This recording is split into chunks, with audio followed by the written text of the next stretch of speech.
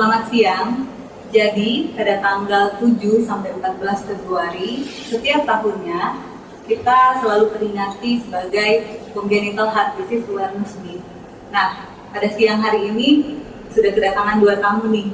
Yang pertama ada Dr. David Kaunang, spesialis anak konsultan. Dan selamat siang Dok. Dan juga Dr. David Waworuntu, spesialis anak konsultan. Yang tentunya kedua ini sudah merupakan ahli pada jantung anak, terutama di Sulawesi Utara. Dan juga sebagai host saya sendiri ada Dr. Monik Roti, spesialis jantung dan pembuluh darah konsultan. Nah, sebelum kita melangkah lebih jauh nih Dok, mau tanya nih Dok, apa sih penyakit jantung bawaan itu? Penyakit jantung bawaan sebenarnya pada seorang yang baru lahir itu ditemukan adanya kelainan yang dialaminya sejak dia lahir, baik di bentuk atau struktur anatomi jantungnya sendiri maupun di pembuluh darah. Nah, itu ada macam-macam. Itu ada yang tipe yang tidak biru, ada yang tipe biru. Nah, dokter sudah menyebutkan yang ada tidak biru dan tipe biru. Tentunya masyarakat ingin tahu Dok, kalau yang tidak biru itu kira-kira apa saja penyakitnya, dan juga biru itu apa saja penyakitnya? Sebenarnya banyak sekali ya tipenya ya Dr. Monik. Nah, itu dapat kita ketahui bila kita lakukan pemeriksaan secara lengkap. Tapi untuk masyarakat, bapak-bapak, ibu, oma, opa atau masyarakat awam lainnya, kita bisa deteksi dengan misalnya kalau bayi baru lahir itu tidak langsung menangis misalnya pada dia baru lahir. Nah, itu satu petanda awas, kita harus lakukan pendeteksian lebih dini supaya pada gangguan bawaan kita bisa ketahui dengan jelas. Kemudian kalau pada bayi agak lebih besar sedikit, nah orang tua akan mengeluh, kalau anak saya menetek cepat berhenti. Anak yang seumuran dia kalau menetek agak lama. Menyusui terputus-putus ya? Terputus-putus, betul. Kemudian kalau misalnya dia juga agak lebih besar sedikit, mulai makan. Kalau anak yang seusia dia misalnya bisa menghabiskan setengah piring nasi, anaknya cuma seperempat itu sudah nggak bisa menghabiskan. Kemudian kalau anak yang lebih besar lagi, biasanya dia tidak nafsu makan berkurang, akhirnya anak kelihatan kurus. Kemudian kalian berlanjut, terjadi gizi kurang, gizi buruk, atau bisa terjadi kegagalan di dalam pertumbuhan. Nah, ada satu lagi tanda yang spesifik ya, yang khas. Kalau dia beraktivitas, dia mudah lelah. Nah, itu yang tipe yang ada yang biru maupun tidak biru. Kalau yang tipe biru, biasanya bila kita melihat pasiennya akan berwarna biru atau istilah kerennya kalau dokter bilang itu cyanosis. Nah, itulah tipe-tipe. Jadi ada yang ASD, ada yang VSD, ada yang PDA, dan ada tipe-tipe yang lain untuk biru yang mungkin Dr. David Waworuntu akan memberikan penjelasan ya Dok. Bagaimana dokter yang biru itu? Dengar-dengar kan ada yang TOF, ada juga pasien-pasien dengan atresia. Nah, bagaimana Dok kalau selama ini di lapangan dokter temukan? Jadi sudah banyak ya kita bilang. Jadi kalau memang dari pengalaman yang membedakan biru dan tidak biru itu, biasanya kalau pasien yang biru itu dia sering kita bilang kalau bahasa gaulnya happy cyanosis. Jadi bayinya tenang, tidak sesak, tapi jari-jarinya, bibirnya, lidahnya itu biru. Jadi terlihat seperti biru. Kalau teman-teman bisa lihat seperti di film Smurf itu jari-jarinya biru gitu. Nah, itu yang membedakan. Kalau yang tipe tidak biru terlihat seperti anak normal, tetapi dia ada masalah jantung yang seperti tadi kita bilang, gampang lelah, berkeringat, kemudian makan minum kurang bagus. Tapi memang kalau di lapangan Dr. Monik lebih gampang mendeteksi yang tipe biru dibandingkan tipe tidak biru. Tipe biru kadang dilihat seperti anak normal, ya, tetapi ya. Kalau tipe biru memang kadang dari lahir kita sudah bisa deteksi. Jadi bayinya tenang, makannya bagus, segala macam, tapi jari-jari dan tangannya, bibirnya biru. Jadi lebih gampang deteksi seperti itu. Ya, betul dokter. Mungkin ada satu gejala lagi yang spesifik yang saya tadi belum sebutkan. Biasanya anak itu sering mengalami infeksi saluran pernafasan. Ya, orang tua akan mengeluh ke dokter, dok, ya, anak saya minggu lalu baru dapat batuk pilek. Kok ingin dapat obat? Minggu ini batuk pilek lagi. Kadang-kadang hampir sebulan, dalam 1 bulan bisa 2-3 kali kembali ke dokter. Nah, biasanya gejala-gejala biasa anak awalnya dia bisa sering batuk, sering pilek, kemudian bisa ada napas cepat, sesak napas. Kalau dia lebih hebat bisa ada yang bahasa kedokterannya, bahasa kerennya retraksi. Jadi kayak ada tarikan-tarikan dinding dada yang menyebabkan anak itu kelihatan sesak. Barangkali itu gejala-gejala untuk awam yang kita bisa deteksi awal, ya. Jadi penting sekali untuk mengetahui gejala-gejala yang tadi sudah disebutkan ya. Ada sesak napas, ada infeksi saluran nafas berulang, batuk demam berulang, bukan berarti kita sebagai orang tua mungkin kita jangan menganggap sepele ya, mungkin kita harus memeriksakan ke dokter ya. Nah dok, tadi kan sudah disebutkan tuh banyak jenis-jenis penyakit jantung bawaan. Mungkin yang menjadi pertanyaan, apakah ini bisa dicegah atau dari lahir, atau kita bisa ketahui sejak anak ini dari dalam kandungan? Memang sih penyebabnya kan sampai sekarang belum diketahui. Kalau kita lihat dari teori, tapi ada beberapa faktor risiko yang kita bilang. Contoh misalnya ibunya dengan waktu hamil ya, ibunya hamil dia dengan gestasional diabetes. Kalau kata awamnya itu ibunya hamil tapi gula darahnya tinggi. Itu bisa menyebabkan salah satu risiko nanti bayinya lahir dengan penyakit jantung bawaan. Ada juga kalau sering terpapar dengan obat-obatan. Kemudian paparan dari zat-zat aditif, misalnya mamanya waktu hamil tentu sering rokok, misalnya minum alkohol, faktor risikonya juga akan bisa lahir anaknya dengan penyakit jantung bawaan.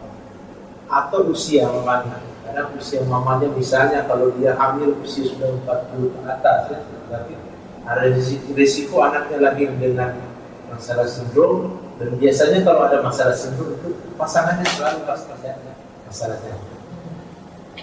Mungkin tetapi ada kalau pengalaman. Jadi kalau pengalaman juga biasanya misalnya pada saat kandungan ya, pada saat pemeriksaan daripada dokter kebidanan kandungan dia bilang, Bu, ibu ketuban ini pada bayi itu sudah pada air ini sedikit sekali yang istilah kedokterannya oligohidramnion, atau sebaliknya ketubannya banyak sekali namanya polihidramnion. Nah itu harus awas, takut jangan anak tersebut mengalami kelainan jantung bawaan. Atau misalnya ada dokter kebidanan yang mengatakan ibu mengalami infeksi TORS, ada toxoplasma, rubella, sitomegalovirus, herpesivirus. Nah itu harus awas pada anak mulai lahir itu harus kita deteksi dari dini. Jangan ada menderita kelainan jantung sejak lahir. Ya. Ada pemeriksaan khusus nggak dok yang pada pasien-pasien hamil misalnya dia bisa tahu ini anaknya ini kira-kira lahir akan ada penyakit jantung bawaan atau bagaimana dok? Kalau pada orang-orang dewasa, pada anak yang sudah lahir kan kita bisa mungkin melakukan pemeriksaan. Tapi yang pada ibu hamil nih dok, kadang bisa nggak ada pemeriksaan khusus nggak? Jadi sebenarnya ini untuk ibu-ibu hamil ada yang kita sebut dengan cara pemeriksaan fetal ekokardiografi. Jadi fetal ekokardiografi ini adalah suatu alat ekokardiografi yang dilakukan pada ibu hamil. Nah itu bisa mendeteksi apakah ada kelainan jantung bawaan atau tidak. Tetapi bukan berarti kalau tidak terdeteksi dengan fetal ekokardiografi bayi yang mungkin dilahirkan itu normal. Karena fetal ekokardiografi itu tidak dapat mendeteksi secara 100%. Ya? Nah, kemudian kedua pemeriksaan yang tadi, yang pemeriksaan TORS, pada ibu hamil lakukan pemeriksaan screening TORS. Kemudian ada bayi baru lahir juga kadang-kadang kita periksa yang namanya screening hipotiroid congenital. Karena biasanya bisa berhubungan seperti Dokter David sampaikan tadi, ada sindroma atau kumpulan-kumpulan gejala tertentu. Biasanya anak juga di samping ada hipotiroid kongenital bisa ada ASD, bisa ada VSD, AVSD atau tipe kelainan penyakit jantung bawaan yang lain. Mungkin Dokter David bisa jelaskan yang ASD, AVSD, VSD ya. Jadi memang kalau kita lihat ya yang Dokter David kalau bilang tadi, screening itu memang bagus dilakukan memang dari waktu masih bayinya masih di janin, jadi waktu masih hamil. Cuman memang ya seperti dokter yang bilang, kalaupun orang tua sudah tahu dia ada masalah jantung janinnya, tetap kan kehamilan tetap dilanjutkan. Mungkin kehamilan kita hentikan. Jadi memang biasanya akan lebih bagus di screening setelah bayinya lahir. Nah tipe-tipe yang tadi dokter David bilang ya ada yang tipe biru. Yang paling sering itu paling banyak itu memang tipe yang biru ya. Terutama yang VSD. VSD artinya ada lubang tapi di bagian dari ventrikel. Ya. Gejalanya tadi sudah misalnya. Gitu. Nah, itu kan pada ibu hamil, pada anak-anak yang sudah kita curigai ada penyakit jantung bawaan. Kira-kira ada pemeriksaan apa yang bisa dilakukan pada anak-anak tersebut? Jadi kalau pemeriksaan, jadi ada indikasi pemeriksaan. Contoh tadi, anak sering mengalami infeksi saluran pernafasan, anak dengan gizi kurang, gizi buruk, atau ini bisa terjadi gagal tumbuh, bila beraktivitas dia cepat lelah. Nah itu kita harus lakukan namanya screening. Screening maksudnya anak-anak ini walaupun belum ada gejala-gejala yang mengarah ke penyakit jantung yang berat, nah kita lakukan pemeriksaan ekokardiografi namanya. Pemeriksaan ekokardiografi itu adalah suatu pemeriksaan seperti USG, tapi dilakukan pada jantung. Nah di situ langsung kelihatan secara jelas apakah ada kelainan pada anak atau bayi tersebut atau tidak. Nah kenapa ini harus kita lakukan screening juga pada saat bayi baru lahir, yang sekarang ada program ya dari Kementerian Kesehatan yang namanya screening pulse oximetry untuk mendeteksi adanya penyakit jantung bawaan kritis, yaitu penyakit jantung bawaan yang diperkirakan akan membahayakan penderita. Nah itu kita lakukan pada bayi-bayi yang baru lahir. Nah barangkali itu bisa dijelaskan oleh dokter nanti untuk teknisnya. Ya, saya biasanya sih kalau yang kita kalau bilang ya, pemeriksaan pulse oximetry itu pada waktu lahir 24 jam setelah lahir kita cek. Jadi teman-teman sudah tahu yang alat pulse oximeter, nanti dia keluar angka saturas, kita cek di tangan kanan dan di kaki. Kalau saturasinya di bawah 90, kita curigai ini ada masalah jantung yang kritis, yang tipe biru. Kalau dia di atas 90, bukan berarti dia tidak ada masalah jantung yang tidak biru. Tapi yang benar dokter David pernah bilang, bagusnya memang gold standarnya harus dilakukan USG jantung. Jadi ya, memang bagusnya orang tua kalau ada gejala yang tadi dokter David pernah bilang,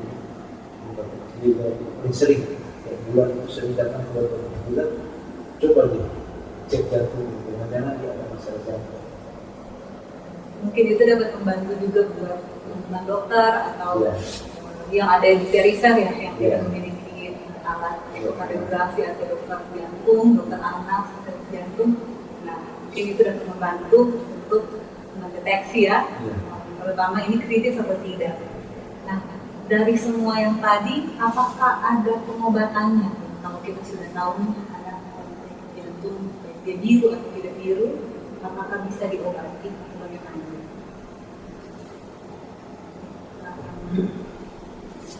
Kalau penguat, jadi pada prinsipnya anak dengan jantung bawaan itu pertama adalah namanya pengobatan simfonatis. Ya, kalau dia belum menunjukkan tanda-tanda kegawatan simfonatis.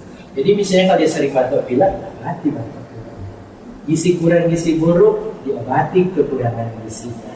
Kalau misalnya itu sudah terobati, kemudian karena ada kelainan jantung bawaan yang bisa menutup secara spontan, yang tipe tidak biru ya.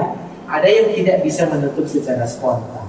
Kalau bisa menutup secara spontan ada jangka waktunya. Mungkin kalau ke dokter spesialis anak atau dokter spesialis jantung dokter spesialis anak konsultan jantung atau kardiologi anak, atau ke spesialis jantung pembuluh darah atau spesialis jantung pembuluh darah konsultan jantung anak. Nah itu dia akan jelaskan sampai berapa lama kita akan bisa menunggu untuk dilakukan observasi. Nah, barangkali itu. Kemudian kalau ternyata tidak menutup spontan, maka ada tindakan-tindakan penutupan, ada yang secara intervensi tanpa operasi namanya catheterization intervention, dan ada yang secara operatif. Mungkin akan dijelaskan oleh Dr. David Waruto, tapi saya ingatkan lagi, kenapa penyakit jantung bawaan ini harus kita awareness ya, kita harus memang harus kita lihat sebaik mungkin, sadari oleh orang tua supaya tidak tambah parah, karena dia 6-8 dari 1000 kali awet hidup bisa terjadi penyakit jantung bawaan. Jadi memang punya potensi yang besar ya, kalau kita tidak melakukan pendeteksian atau screening. Mungkin selanjutnya kita dapat bisa menjelaskan tentang intervensi. Ya. Jadi memang pertanyaan itu Monik bagus ya. Karena orang tua pasti maunya dietting kan, biasanya selalu tanya ada obat nggak? Itu memang seperti dokter tadi kau bilang, obat minum sih nggak ada ya.